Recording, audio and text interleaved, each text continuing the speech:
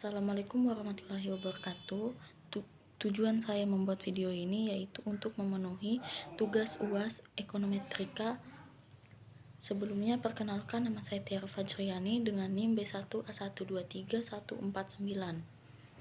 Baik, untuk judul artikel yang saya ambil yaitu Determinan Utang Luar Negeri di Indonesia, Pendekatan ARDL.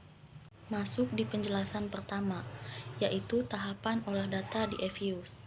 Peneliti menggunakan metode ARDL untuk mengkaji pengaruh ekspor dan impor terhadap uang luar negeri atau ULN di Indonesia, baik dalam jangka pendek maupun jangka panjang.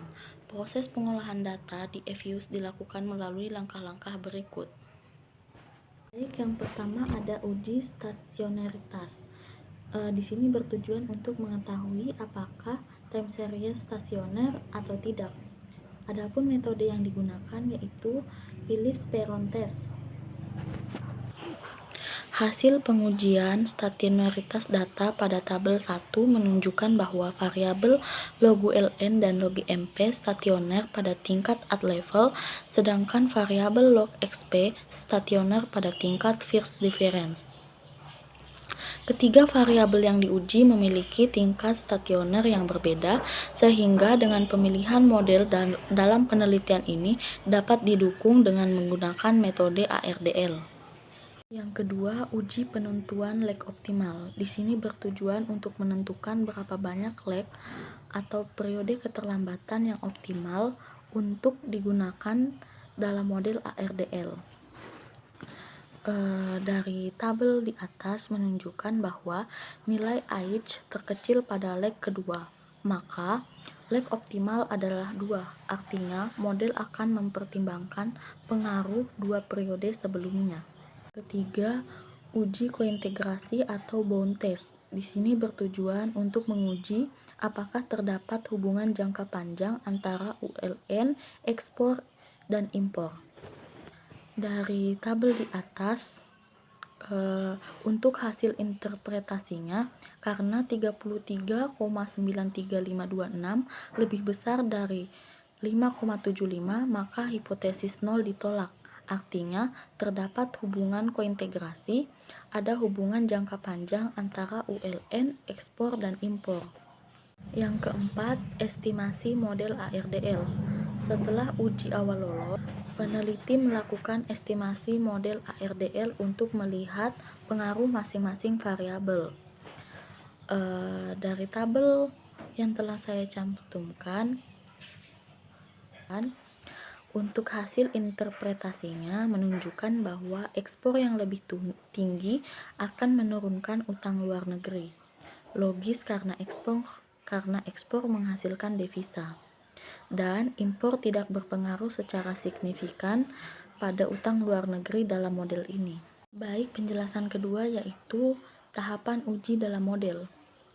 Dalam penelitian menggunakan metode ARDL, terdapat beberapa uji tambahan yang penting untuk memastikan model yang dibangun valid, reliable, dan bisa digunakan untuk analisis. Berikut tahapan uji yang dilakukan. A. Uji kointegrasi atau bound test. Uji ini digunakan untuk mengetahui apakah terdapat hubungan jangka panjang antar variabel, yaitu antara utang luar negeri, ekspor, dan impor.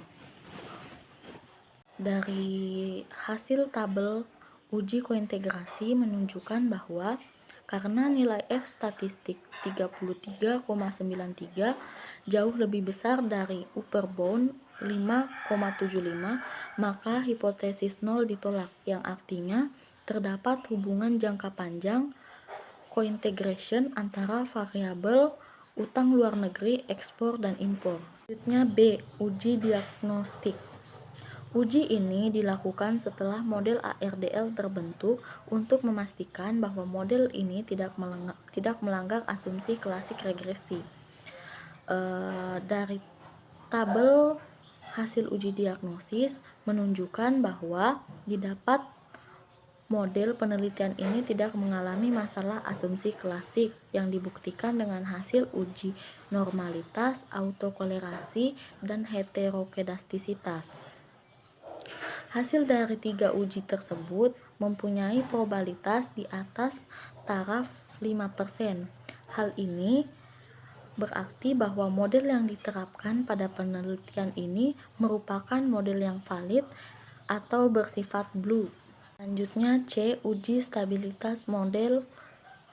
Stabilitas model diuji dengan 2, yaitu Kusum test dengan Kusum Q test. Berdasarkan hasil dari pengujian stabilitas model yang tergambar dalam beberapa grafik di atas, terlihat bahwa plot dari Kusum dan Kusum Q, pendekatan ARDL penelitian berada dalam taraf 5%, sehingga dapat disimpulkan bahwa model yang diestimasi dalam penelitian ini memiliki parameter yang stabil. Penjelasan mengenai interpretasi hasil artikel. A. Apakah uji asumsi klasik terpenuhi? Dalam gambar di atas menunjukkan bahwa uji asumsi klasik, semua uji memiliki p-value lebih besar dari 0,05. Artinya model tidak melanggar asumsi klasik. Kemudian model dapat dikatakan blue sehingga estimasinya valid, efisien, dan tidak bias. Selanjutnya, apakah uji stasioner dan lainnya terpenuhi? Nah, di dalam gambar yang sudah saya cantumkan di atas menunjukkan bahwa data memiliki tingkat integrasi campuran. Ada yang I0 dan ada yang I1. Tidak ada variabel yang I2 sehingga model ARDL dapat digunakan karena ARDL cocok untuk data dengan tingkat integrasi campuran I0 dan I1. Dan selanjutnya yaitu hasil uji hipotesis dan nilai koefisien.